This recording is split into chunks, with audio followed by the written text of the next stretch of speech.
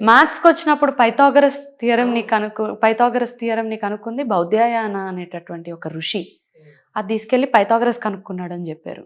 అది మనం యాక్సెప్ట్ చేసాం. ఇప్పటికీ పుస్తకాల్లో అదే చదువుతున్నాం. Pythagoras theorem was propounded by Pythagoras అని చదువుతున్నాం. బౌద్ధయాన అనేటటువంటి ఋషి ఇచ్చాడు అని మనం ఎక్కడ కూడా చెప్పుకోవట్లేదు. సో ఇటువంటి అనేకమైనటువంటి ఇదొక రకమైన దోపిడీ. ఆ దోపిడీని ఈనాటికి మనము అంగీకరించడం. అవును అవును.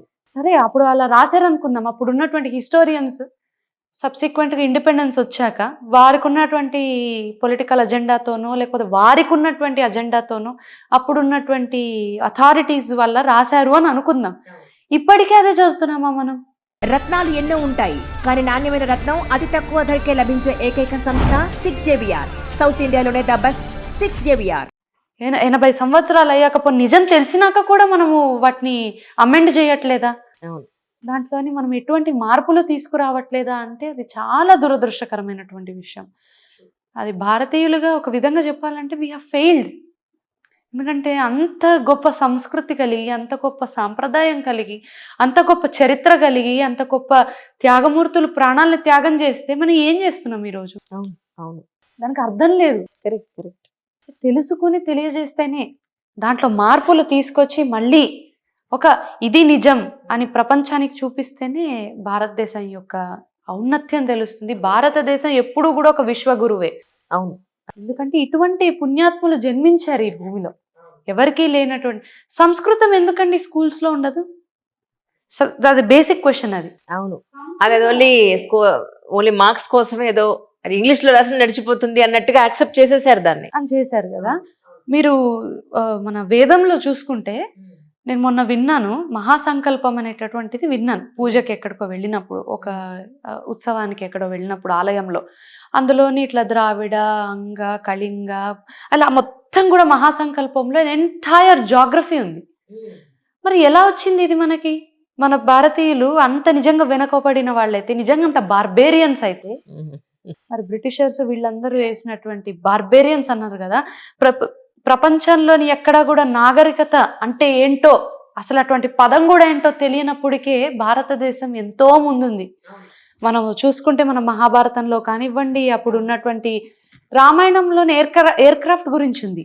అవును, పుష్పక విమానం. అవును, అన్నింటికన్నా మించి అసలు నెక్స్ట్ ఇయర్ ఎప్పుడు గ్రహణం వస్తుంది, ఎప్పుడు చంద్రగ్రహణం, ఎప్పుడు సూర్యగ్రహణం వస్తుంది అంటే లెక్కలు ఎంత కరెక్ట్ గా వేసి చెప్తారు. ఇప్పటికీ మనకి అలాగే ఉంది కదా. పలానా రోజు సూర్యోదయం అవుతుంది అని అంటే ఎగ్జాక్ట్ గా అదే టైంకి సూర్యోదయం. మహాకుంభమేళ 144 సంవత్సరాల తర్వాత వస్తుంది, అన్ని ప్లానెట్స్ అలైన్ అవుతాయి అంటే అలాగే అయ్యింది. అవును.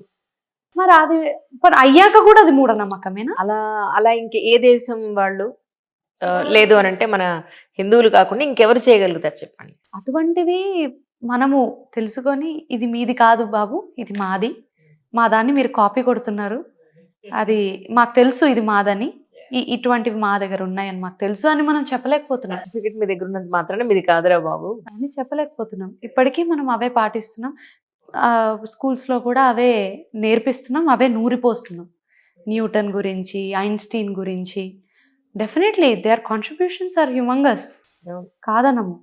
కానీ వాళ్ళు ఎక్కడి నుంచి స్ఫూర్తి పొందారు, ఆ స్ఫూర్తిదాతలు ఎవరు, ఆ కాన్సెప్ట్ ఇచ్చింది ఎవరు అన్నది కూడా ప్రశ్నించుకోవాలి ప్రతి ఒక్క. ఇప్పటికైనా కనీసం ఓకే 80 సంవత్సరాలు పైన అయిపోయింది, అట్లీస్ట్ ఇప్పుడు వచ్చే తరానికన్నా కనీసం ఒక పీరియడ్ పెట్టండి. ఒక పీరియడ్, ఒక పీటీ క్లాస్ పెట్టినట్టు, ఒక ఆర్ట్ క్లాస్ పెట్టినట్టు, శరీరానికి వ్యాయామం గురించి ఆలోచిస్తున్నారు, శరీరంలో క్లెన్జింగ్ గురించి ఆలోచిస్తున్నారు.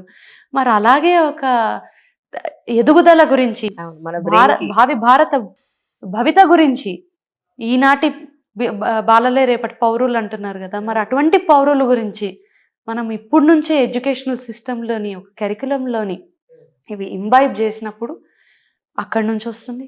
తల్లిదండ్రులు 1 గంట కేటాయించి పిల్లలతో స్పెండ్ చేసి, ఇటువంటి గొప్ప సంస్కృతి ఉంది, తాజ్మహల్ డెఫినెట్గా గొప్పదే, అది మనల్ని దోచుకొని కట్టిందే undoubtedly, but it is magnificent structure, అది చాలా అందమైంది.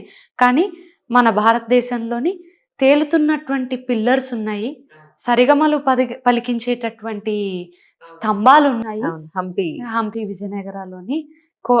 ఖజురాహో లాంటి, లేపాక్షి లాంటి, మదురై లాంటి, శ్రీరంగం లాంటి గొప్ప శిల్ప సంపద కలిగిన దేశం మనది అని చెప్పాలి.